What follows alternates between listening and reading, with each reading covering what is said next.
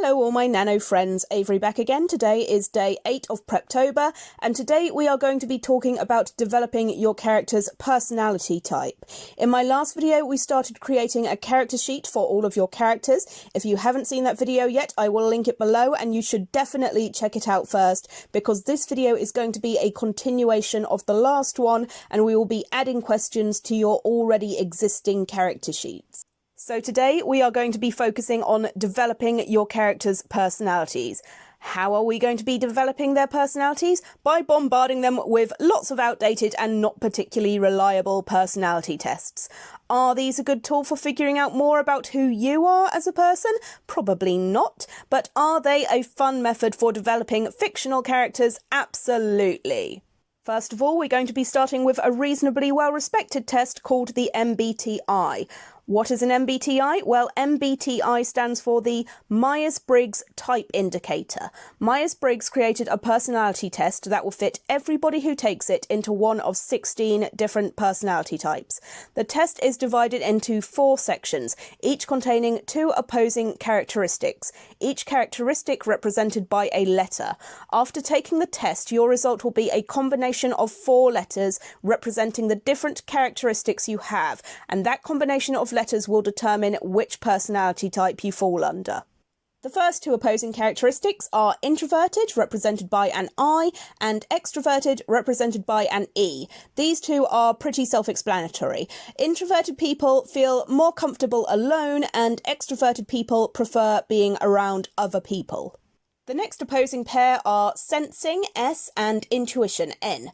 This one is a bit more difficult to explain, but from how I understand it, sensors are more focused on reality and facts and details, whereas intuitive people focus more on imagination, possibilities, and potential. Next you have thinking, T, and feeling, F. Thinkers are very logical and rational, whereas feelers are more focused on emotions. And finally, judging, J, and perceiving, P. Judges tend to have quite strong opinions. They like structure and rules and firm decisions, whereas perceivers are a lot more flexible and adaptable. Anyway, if you're not sure where you or some of your fictional characters would fall on that scale, you can take the MBTI test to find out. I will link that in the description. Also, it can be fun to see how accurate these tests are, but anyway, at the end of the test, every person should be left with a 4-letter code made up of the 4 different characteristics that combine to make up your personality type. First of all, you have the inspectors, who are a combination of introverted, sensing, thinking, and judging, or ISTJ for short. Reserved and practical, they tend to be loyal, orderly, and traditional. Then you have your crafters, ISTP. Highly independent, they enjoy new experiences that provide first-hand learning. ISFJ, the protector, warm-hearted and dedicated, they are always ready to protect the people they care about. ISFP, the artist, easygoing and flexible, they tend to be reserved and artistic. INFJ, the advocate, creative and analytical, they are considered one of the rarest Myers-Briggs types.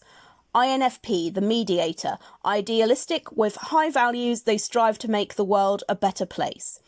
INTJ, the architect, highly logical, they are both very creative and analytical.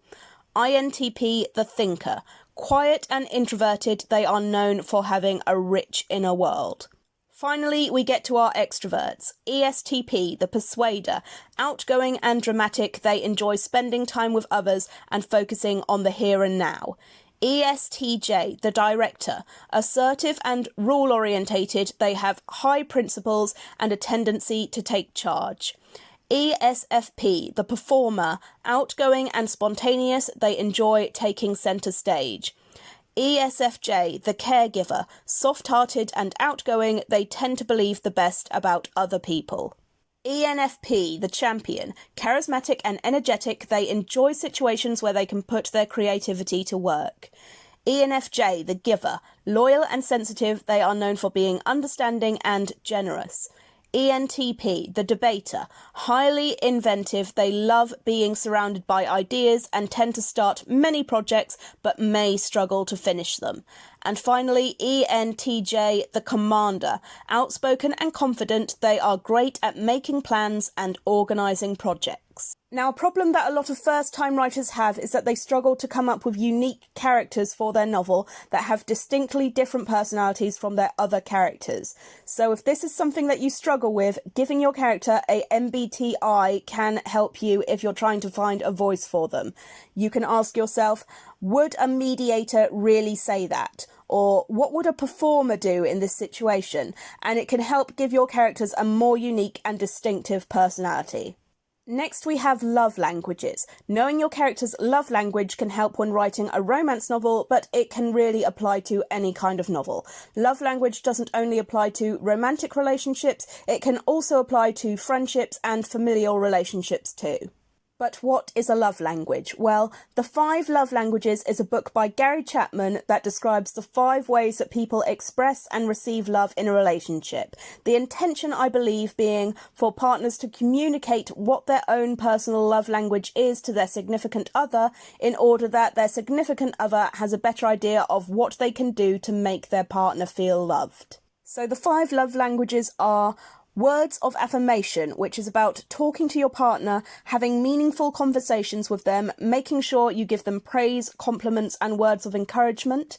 Quality time, which involves spending time together, doing things that you both like, giving them your undivided attention, and just enjoying being in each other's company.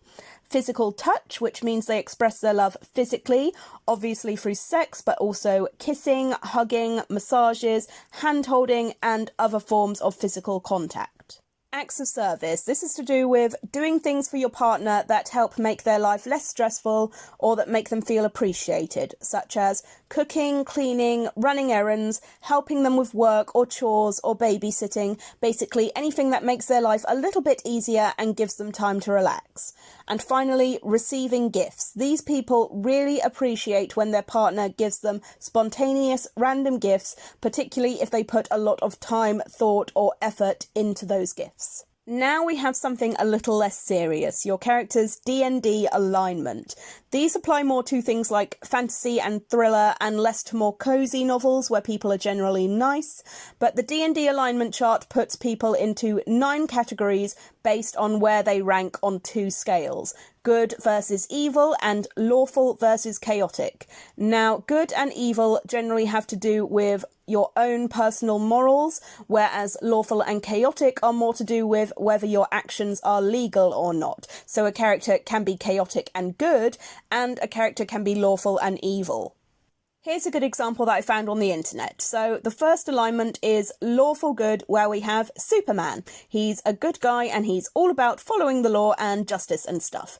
Then we have neutral good, where we have Captain Mal from Firefly. He's a good guy, doesn't necessarily follow the rules, but at the same time doesn't go out of his way to break them either. And then we have V from V for Vendetta in chaotic good. He's a good guy with good intentions, but he is very, very anti-government. He absolutely hates the government and everything it stands for, and he will go out of his way to overthrow it. Then we move on to neutral characters. We have Picard from Star Trek in lawful neutral. I have never seen Star Trek, so I'm afraid I can't speak for how accurate that is. Then we have Treebeard in true neutral. I personally would not put him there. I think Treebeard is more good than neutral. He's slow to action, but I don't think that means he isn't good. He's just... the guy's a tree, what do you expect? Trees aren't known for being big on the action. But then we have Jack Sparrow in chaotic neutral, and yes, this is definitely where he belongs. He's a pirate, how much more chaotic can you get? And in terms of good and evil, I'd say he's definitely neutral. He's a very selfish person, all about his own personal gain, but he is definitely not evil and will actively fight against what he perceives to be evil. And now evil characters. Darth Vader is lawful evil. Yes, he is evil, but at the same time, the Empire is the ruling government. So not only is Darth Vader working inside of the law, he pretty much is the law. He makes the laws. And then one of the aliens from Alien in evil neutral. Yeah, he's evil, but he's not really breaking any alien laws. He's just doing what aliens do. I mean, on that note, I'm not even sure he's evil. He's just, you know, dude's hungry. And then, of course, we have the Joker in chaotic evil. He is most definitely evil, and he is all about the chaos. He wants to break as many laws as he can and cause as much damage as he can, just for shits and giggles, basically. Now, here's a test that I find really interesting, the Zondi personality test. Just to be clear, this personality test is infamous for being highly discredited. This test is not accurate at all, but the reason I like to include it in my character sheet is because while there are loads and loads of personality tests that focus on people's positive aspects, this is the only personality test I know of that focuses solely on a person's negative personality aspects. So the Zondi test basically revolves around the person looking at a bunch of photographs of people and deciding which photograph they find most unsettling or scary. Who are they most creeped out by? Now, Zondi's theory was that the traits people are most afraid of or disgusted by are traits that they are trying to repress in themselves. So a test like this would not just apply to evil characters who are outwardly sadistic or chaotic, it would also apply to good characters who maybe have certain dark tendencies that they are actively trying to repress. So the first personality type is the sadist. Now, this type of person is someone who spent a lot of their youth being dominated by a lot of very strict authoritarian figures such as parents or teachers. So they often develop a repressed desire to dominate other people. Now, outwardly, they are probably quite friendly and a bit of a people pleaser, but they tend to get quite defensive or passive aggressive when they feel threatened and get a certain sense of enjoyment from watching other people suffer. Second is the epileptic. This has nothing to do with the condition of epilepsy, it's to do with masking your negative emotions. So this person might have been taught as a child not to cry and not to shout, and basically told not to express their negative emotions at all. So when they grow up, they are outwardly very positive and bottle up feelings of stress, anger, or sadness. But as a result, all those negative emotions have a tendency to build up and build up more and more until the person can't repress them anymore and just explodes, letting all their negative emotions out in one go. Next is the catatonic. This kind of person tends to have a very overactive mind.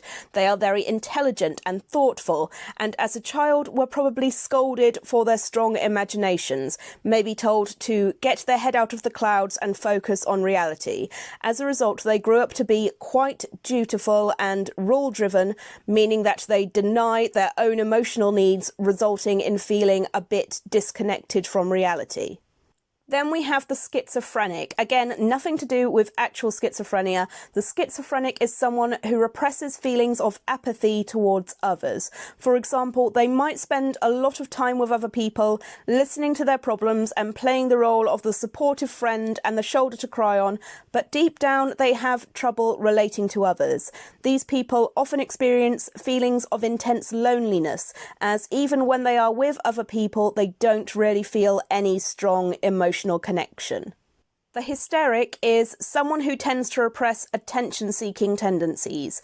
Maybe as a child, they loved being the centre of attention. They were a bit of a performer and loved singing and dancing, having people look at them and praise them.